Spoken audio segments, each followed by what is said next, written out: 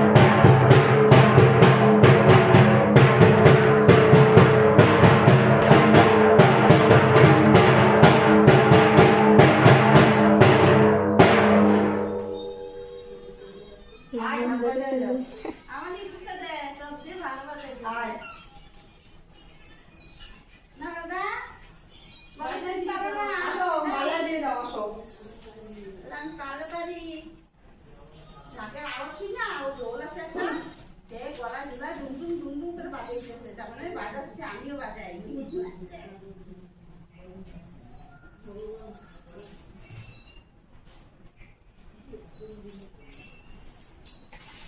এসে কম হয়ে যায়, তার জন্য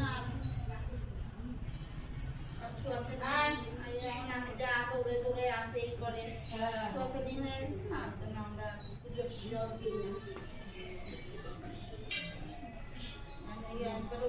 উঠবে বকা সাবধান করবো তারপরে